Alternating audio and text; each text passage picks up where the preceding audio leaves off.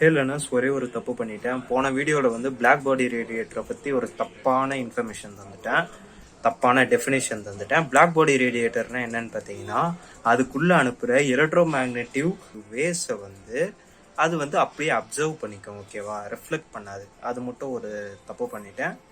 Okay, எஜுகேஷன்ன்றது தப்புலேருந்து கற்றுக்கிறது தான். அதனால் இதுலேருந்து நான் கற்றுக்கிறேன். ஓகே, இந்த வீடியோவை பாருங்கள். ஹே லேர்னர்ஸ், வெல்கம் பேக். இந்த வீடியோவில் எதை பற்றி பார்க்க போகிறோம்னா, கிலோமீட்டர்னா என்ன, கிலோகிராம்னா என்னன்றது தான் இந்த வீடியோவில் பார்க்க போகிறோம். மீட்டரோட ஹிஸ்ட்ரி அப்புறமா ப்ரெசன்ட் டெஃபினிஷன்லாம் உங்களுக்கு சொல்லியிருப்பேன். ஒரு மீட்டர் வந்து 1000 மீட்டரால் ஆனது, அதுக்கப்புறமா ஒரு மீட்டர் வந்து 100 சென்டிமீட்டரால் ஆனது அப்படின்ற ஒரு கணக்கை வந்து கொண்டு வந்தாங்க. அதாவது 10ல் பிரிப்போம், அப்புறமா சென்டிமீட்டர்னு பிரிப்போம், மில்லிமீட்டர்னு பிரிப்போம். இதெல்லாம் ஓரளவுக்கு நம்மளுக்கு நாலேஜ் இருக்குல்ல. இதை வச்சு தான் அவங்க வந்து டெசிமீட்டர்னு ஒன்று கொண்டு வராங்க. அதாவது 10 சென்டிமீட்டர் தான் வந்து ஒரு டெசிமீட்டர். ஒரு கியூப் எடுத்துக்கிறாங்க. அந்த கியூபோட லென்த்து, ஹைட்டு, பிரெத்து, இது மூணுமே வந்து பார்த்தீங்கன்னா 10 சென்டிமீட்டர், அதாவது ஒரு டெசிமீட்டர். இதுக்குள்ளே வந்து தண்ணியை ஊற்றிட்டு அது 4 டிகிரி செல்சியஸில் எவ்வளோ மாஸ் இருக்கோ அதை தான் வந்து 1 கிலோன்னு இவங்க வந்து சொல்கிறாங்க. அப்போ இருந்த காலத்துக்கு நான் சொல்கிறேன். அவங்க வந்து இதை தான் வந்து ஸ்டாண்டர்ட் யூனிட்டாக மெஷர் பண்ணாங்க. அதுக்கப்புறமா இதை வச்சு வெயிட் எல்லாம் வந்து கால்குலேட் பண்ண ஆரம்பித்தாங்க. அதாவது மாசை வந்து கால்குலேட் பண்ண ஆரம்பித்தாங்க. இப்போது என்ன ப்ராப்ளம் வந்துச்சுன்னு பார்த்தீங்கன்னா, அது 4 டிகிரி செல்சியஸ்ன்றேன். ஆனால் 4 டிகிரி செல்சியஸ்ன்றது கிட்டத்தட்ட வந்து அதை வந்து கரெக்டாக மெயின்டைன் பண்ண முடியாத ஒரு டெம்பரேச்சர் தான். அதனால் என்ன பண்ணுறாங்கன்னு பார்த்தீங்கன்னா, இது வேலைக்கு ஆகாது, நம்மளாம் வந்து ஒரு ப்ரோட்டோடைப் உருவாக்கும். இப்போ நம்ம தராசு கல் மாதிரி வச்சுருக்கோம்ல, அதே மாதிரி அவங்க இப்போ இருக்க தராசு கல்லாம் இரும்பில் செஞ்சது. ஆனால் அவங்க வந்து என்ன பண்ணுறாங்கன்னு பார்த்தீங்கன்னா, இரும்பில் செஞ்சால் சீக்கிரமாக துரு பிடிச்சிரும்னு சொல்லிட்டு பிளாட்டினத்தாலையும் இரிடியமாலையும் ஆன இன்னொரு அலாயை வச்சு ஒரு வெயிட்டை வந்து ப்ரொடியூஸ் பண்ணுறாங்க. இது எங்கே ப்ரொடியூஸ் பண்ணுறாங்கன்னு பார்த்தீங்கன்னா, international bureau of weights and மெஷர்ஸில் வந்து இதை வந்து ப்ரொடியூஸ் பண்ணுறாங்க. அது வந்து ஃப்ரான்ஸில் இருக்குது, ஓகேவா. இது மாதிரி ஒரு 3 மாடலை வந்து ப்ரொடியூஸ் பண்ணுறாங்க. இதை வந்து பார்த்தீங்கன்னா ஒரு கண்ட்ரிக்கும் எடுத்து தந்துடுறாங்க இந்த ப்ரோட்டோடைப்பை வந்து. அதுக்கப்புறமா கொஞ்சம் காலம் கழித்து இதை வந்து திருப்பியும் எல்லா கண்ட்ரிலேருந்து வாங்கி மெஷர் பண்ணி பார்க்கும்போது டீவியேஷன் இருக்கிறத வந்து கண்டுபிடிக்கிறாங்க. அதாவது ஒரு வெயிட்டுக்கும் இன்னொரு வெயிட்டுக்கும் கொஞ்சம் மாறுபாடுகள் இருக்குது. அது எவ்வளோ மாறுபாடுகள் இருக்குன்னு பார்த்தீங்கன்னா, மைக்ரோ லெவலில் வந்து கிராம்ஸ்லாம் வந்து மாறி இருக்குன்றதை வந்து இவங்க கண்டுபிடிக்கிறாங்க.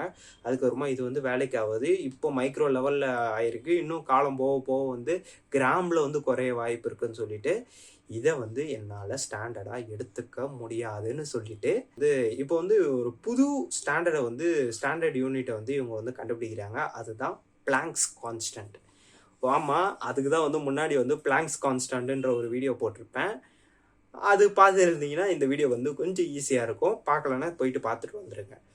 ஓகே, பிளாங்க்ஸ் கான்ஸ்டன்ட்டை வச்சு எப்படா அந்த வெயிட்டை வந்து மெஷர் பண்ணுறது? அது வந்து வேவ்லென்த்தை வச்சு தானடா நீ சொன்ன, ஃப்ரீக்வன்சி, எனர்ஜி, அது மாதிரி தானே நான் சொல்லிட்டு இருந்தேன். இது எப்படா பண்ண முடியும்னு கேட்டிங்கன்னா, இதுக்கு வந்து கொஞ்சம் யோசிச்சா போதும். இவங்க வந்து வாட் பேலன்ஸ்ன்ற ஒரு கருவியை வந்து யூஸ் பண்ணுறாங்க. இந்த டிவைஸ் எதுக்கு யூஸ் பண்ணுவாங்கன்னு பார்த்தீங்கன்னா, ஒரு சைடு ஸ்டாண்டர்ட் வெயிட், அதாவது அந்த 1 கிலோன்னு சொல்லுவாங்கல்ல, அந்த வெயிட்டை வந்து ஒரு சைடு வச்சுட்டு இன்னொரு சைடு வந்து பார்த்தீங்கன்னா எலக்ட்ரோ மேக்னெட்டிக் ஃபீல்டால் ஆன ஒரு பேலன்ஸ் பண்ணுற மாதிரி ஒரு என்ன சொல்கிறது, ஒரு கருவியை வந்து வைக்கிறாங்க.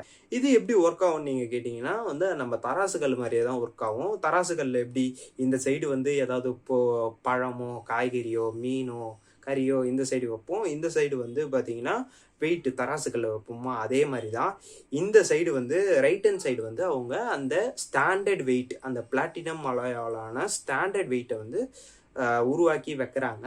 இந்த சைடு வந்து, அதாவது லெஃப்ட் ஹேண்ட் சைடு வந்து அவங்க மீன், காய்கறியெலாம் வைக்கிறதுக்கு பதில் அவங்க வந்து எலக்ட்ரோ மேக்னெட்டிவ் ஒயர்ஸை வந்து வைக்கிறாங்க, எலக்ட்ரோ மேக்னெட்டிவ் சிஸ்டம் வந்து வைக்கிறாங்க. இந்த எலக்ட்ரோ மேக்னெட்டிவ் சிஸ்டம் வந்து என்ன பண்ணணும்னு பார்த்தீங்கன்னா, எலக்ட்ரோ மேக்னெட்ஸை வந்து ப்ரொடியூஸ் பண்ணும். இந்த எலக்ட்ரோ மேக்னெட்ஸ் வந்து எப்படி கண்ட்ரோல் பண்ணுறாங்கன்னு பார்த்தீங்கன்னா, எலக்ட்ரிசிட்டியை வச்சு கண்ட்ரோல் பண்ணுறாங்க.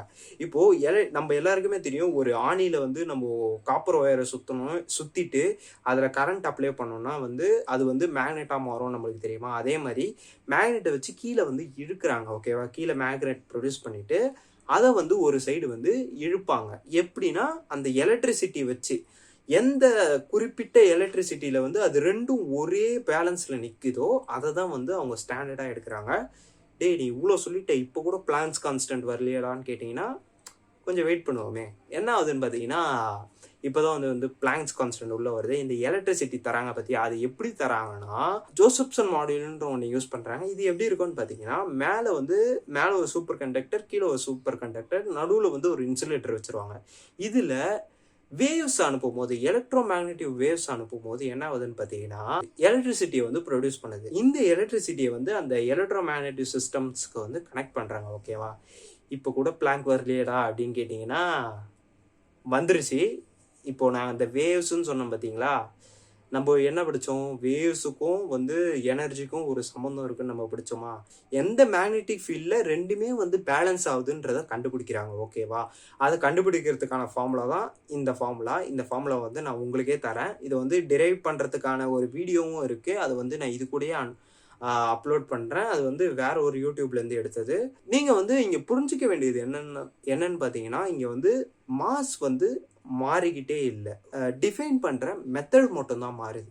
ஆனால் சோகம் என்னன்னு பார்த்தீங்கன்னா, 2019 தான் இந்த டெஃபினேஷனை வந்து மாற்றுறாங்க. ஆனால் அவ்வளோ ஃபாஸ்ட்டாக நம்ம புக்கில் மாற்றுவாங்களான்னு தெரியல. மாற்றுவோன்னு நம்புவோம். Happy learning.